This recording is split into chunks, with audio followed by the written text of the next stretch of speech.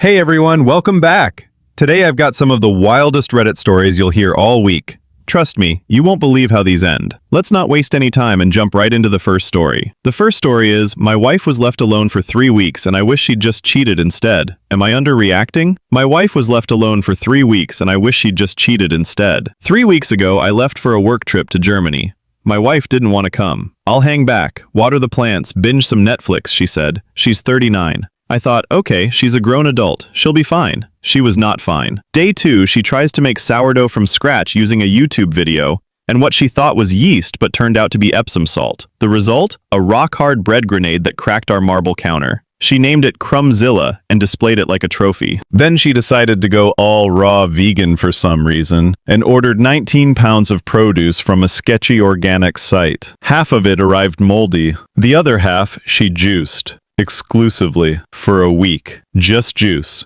No solids. She got so dizzy she mistook the laundry hamper for the fridge and put all our frozen meals in it. They've since liquefied. To survive, she pivoted to eating Pop-Tarts and spoonfuls of peanut butter. Her justification? Balance. Meanwhile, she stopped wearing actual clothes.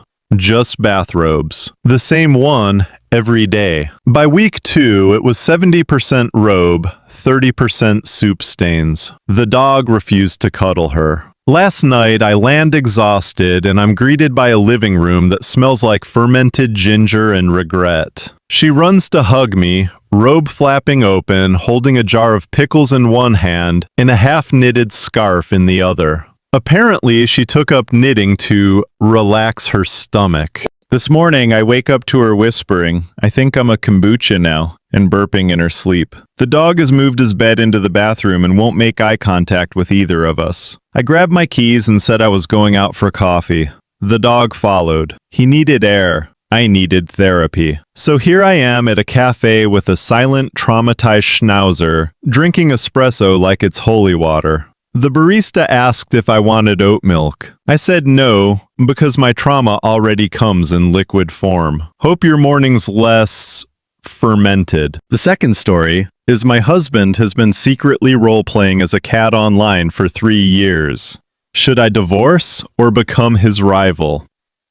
I, 27 UFF, just found out my husband, 30 UFM, has been pretending to be a cat online for 3 years, and I don't know what to do.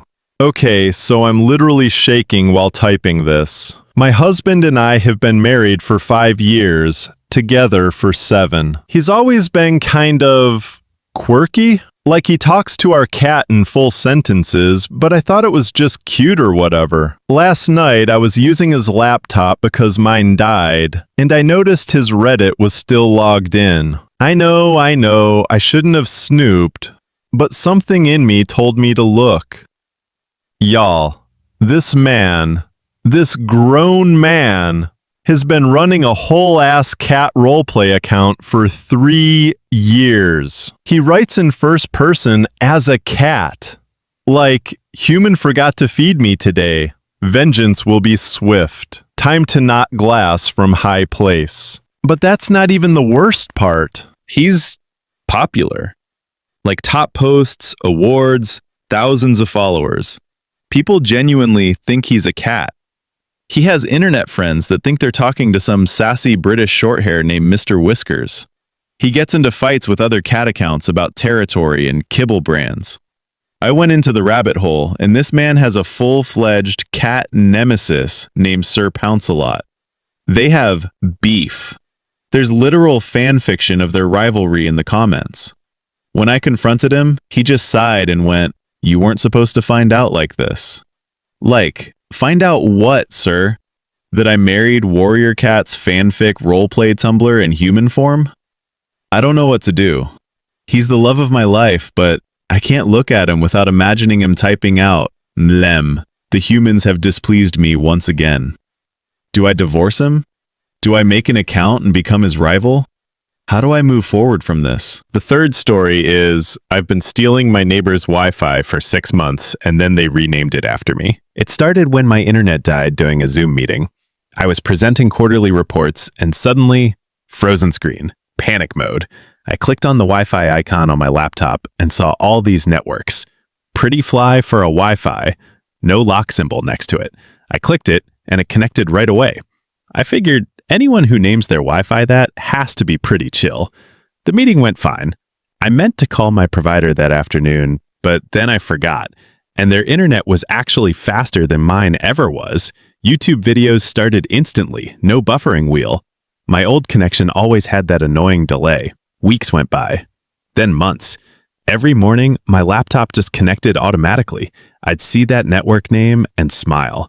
Whoever this neighbor was, they had good taste in puns. Last week, I was checking my phone at the coffee shop when I noticed the Wi-Fi list. Pretty fly for a Wi-Fi was gone. Instead, Oh Hi Coffee Cat 99. I nearly dropped my latte. Coffee Cat 99. That's what I use on some games, chats, and so on. My stomach did this weird thing. How could they possibly know that was me? I don't understand any of this computer stuff, but can Wi-Fi track who you are? Can they see my screen? Oh God. Can they see which apartment the signal goes to?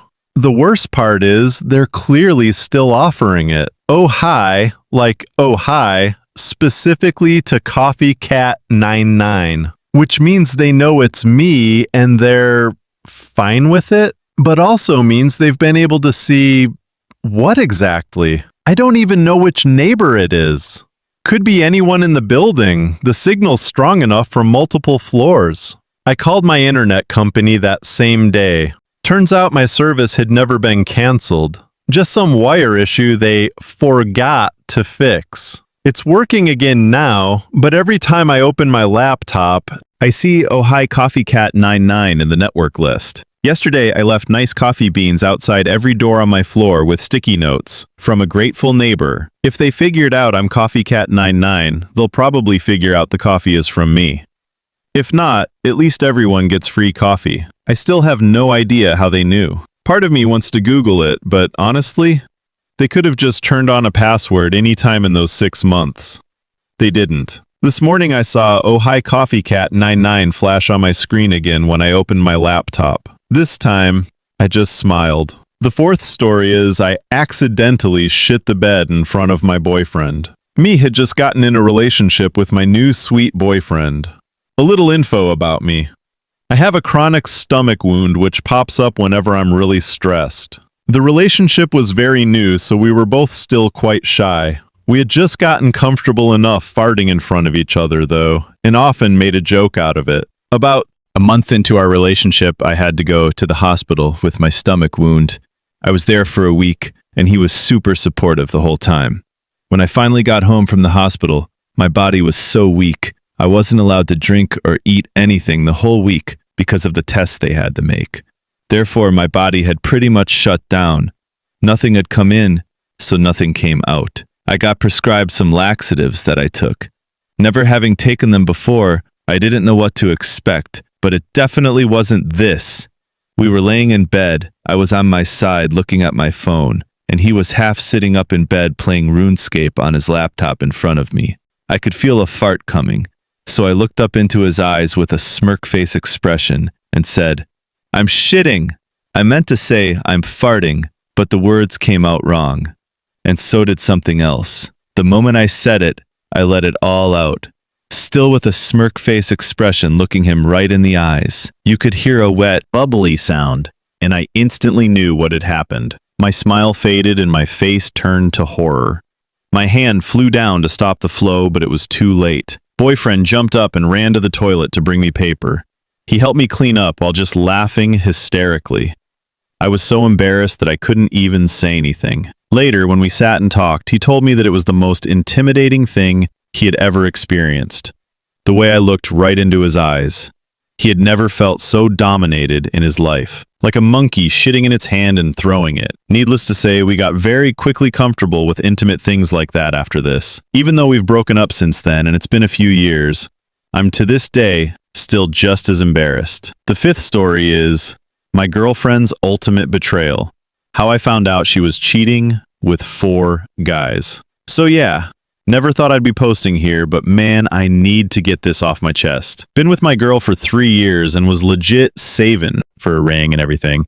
Then her phone starts blowing up at 2 a.m. like every night. she's all, it's just work stuff, but like at 2 a.m., come on. I know everyone says don't go through your partner's phone, but whatever. I did it anyway, and holy crap, my life just exploded right there.